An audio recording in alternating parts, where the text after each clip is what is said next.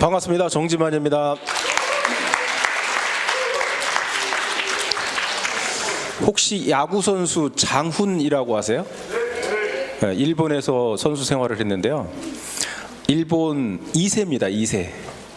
4살 때 화상을 입었다고 그래요. 트럭이 후진을 하면서 뒤에 있는 아이들을 못 봐가지고 모닥불을 쬐고 있는 아이들을 이렇게 밀었는데요. 그 중에 하나가 장훈 선수였습니다. 오른손을 모닥불에 짚어서 새끼손가락이 약지손가락에 가서 붙어 있고요. 엄지와 검지는 굉장히 심하게 이제 구부러져 있는 상황인데, 오른손잡이였지만 이분이 야구를 좋아해가지고 그때부터 왼손으로 연습을 했다고 그래요. 얼마나 연습을 많이 했는지 물집이 생기고 터지고 피가 나고 그게 장갑에 붙으면 그것을 물에 불려가지고 장갑을 벗고, 그런데 노력은 배신하지 않는다고 이 사람이 이제 정말 훌륭한 선수가 됐습니다. 근데 그때만 하더라도 이분이 40년생, 지금 82세거든요. 차별이 굉장히 심했다고 그래요. 그리고 점점 실력이 좋아지면서 일본으로 기화해라, 이런 요청을 엄청나게 많이 받았다고 합니다.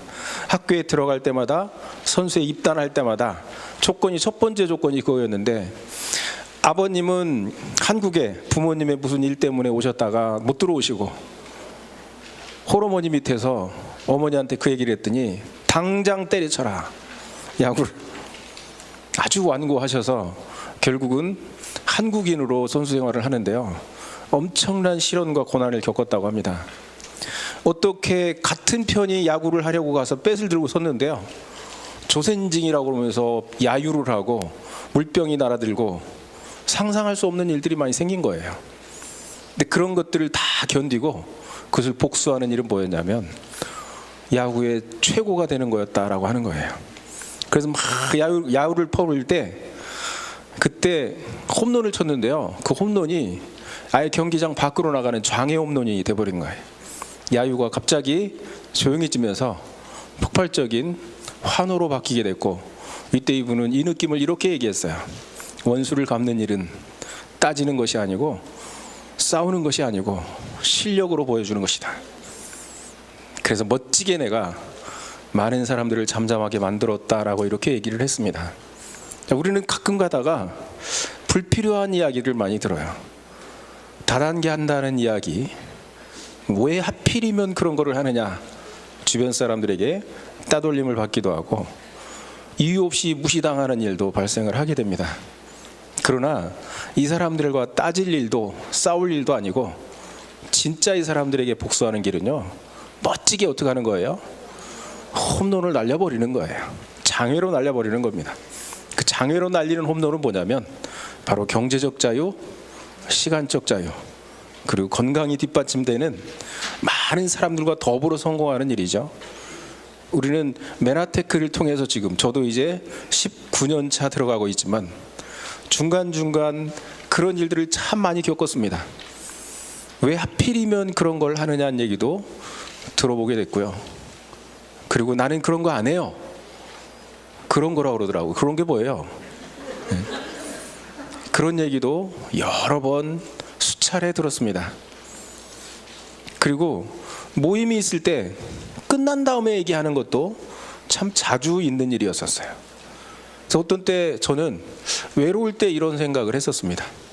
제가 어렸을 때 저희는 시골에 아주 깡촌에 살았기 때문에요, 거기서는 굿을 많이 했습니다. 굿. 시골에는 굿이라고 하는 거 아세요? 점이라고 하기도 하고 점을 본다고 그러게. 그래서 대부분 미신을 믿는 그런 동네에 유일하게 우리만 전도를 받아가지고 교회를 다니는 일이 벌어진 거예요. 평상시에는 문제가 없었습니다. 그런데 혹시 홍수가 나거나 비가 많이 와가지고 길이 유실되고 보수를 해야 될 때는 온 동네 사람들이 나와서 부역이라는 거를 해요. 어떤 품삯 없이 그냥 한 집에 한 명씩 나와가지고 이제 길을 고쳐야 되는데, 그때 옷을 갈아입고 길 고치는 사람들 중심으로 교회를 간다고 한 가족이 걸어가면요, 한마디도 안 하는 사람이 없어요. 어떤 놈은 옷 갈아입고 어디 가고 우리는 죽어라고 빌 고치고. 그런 때 하필이면 왜 내가, 저는 신앙도 없이 끌려다니는 사람이라 왜 하필이면 참 그게 거기 지나가는 게 너무너무 힘들었었어요. 근데 시간이 지나서 이제 네트워크 마케팅을 하다 보니까 어느 날 그럴 때가 있어요. 왜 필이면 나는 직장은 안 다니고 그냥 평범한 사업을 안 하고 이걸 해서 이렇게 쓸데없이 편견과 여러 가지 손가락질을 당하지? 이럴 때도 가끔 겪기도 했었습니다. 그런데 지나 보니 지금 제가 선택한 일은 너무너무 잘했다. 제 인생 통틀어 이거보다 더 잘한 일이 있을까라고 생각이 들 만큼 모든 것을 퍼펙트하게 이뤄놓은 최고의 인생 홈런을 친 그런 상황이다라고 이렇게 말씀을 드리는 거거든요. 오늘 유영만 교수님 강의를 들으면서도 굉장히 많이 웃으면서도 정말 뼈가 있는, 뼈 때리는 이야기들을 많이 들으셨잖아요. 우리는 책상 앞에서 뭐 하는 게 아니거든요. 뭐가 답이라고요? 행동이 답입니다. 운동해야 되고 부딪혀야 되고 경험해야 되고 체험해야 되는 거예요. 그래서 머릿속 아무리 굴려봐야 그 안에서 맴돌다 마는 것이고요. 움직이는 수밖에 없다. 23년도는요. 어찌 보면 경제적으로 쓰리고라고 얘기할 만큼 고환율, 고금리 그리고 고물가를 통해서 굉장히 많은 사람들이 힘들다라고 예측하고 있어요. 이럴 때 많은 사람들이 이동을 하게 됩니다. 직장을 이동하게 되고요. 사업을 하다가 또 다른 것을 또 해야 되는 어쩔 수 없이 이런 상황이 벌어지기도 하는 직장인들의 대이동이 일어나는 큰 사건이 올해 일어나게 될 거예요. 이럴 때 우리가 정확한 정보를 통해서 그 사람들에게 플랜을 보인다라면 정말 세기를 이끌 만한 큰 리더들이 굉장히 많이 움직이는 타이밍이기 때문에 지금보다 더 좋은 타이밍은 없다라고 저는 보는 거거든요. 소비 매출은 떨어질지 모르지만 진짜 큰 리더들이 움직일 수 있는 최고의 찬스가 2023년 올해라고 저는 생각을 합니다. 이것은 계산하고 따지고 할 것이 아니라 부딪히고 가서 맞서고 전달하고 당당하고 자신 있게 이 플랜을 보여준다라면 여러분의 미래를 바꿀 함께 성공할 수 있는 정말 거대한 미래의 성공자를 만날 수 있는 최고의 찬스가 분명히 될 거라고 생각합니다. 오늘 높은 건물에서 우리가 세미나를 한 만큼 올해는 높은 위치까지 올라가게 될 거예요. 그죠? 그래서 여러분들이 가지고 있는 직급에서 정말 한두 단계를 거뜬히 뛰어넘는 최고의 어떤 점프를 하는 그런 한 해로 누가 결정하느냐면 다른 사람이 결정한 거는 이루어질 확률이 없지만 스스로 결정한 건 이루어질 수 있습니다. 유일하게 내 마음대로 할 수 있는 게 뭔 줄 아세요? 내 마음대로 할 수 있는 게 내 마음대로 잘 안 돼요. 마음대로 되는 거 있어요? 내 마음처럼 잘 되는 게 없어요. 해보면 생각대로 되는 게 없습니다.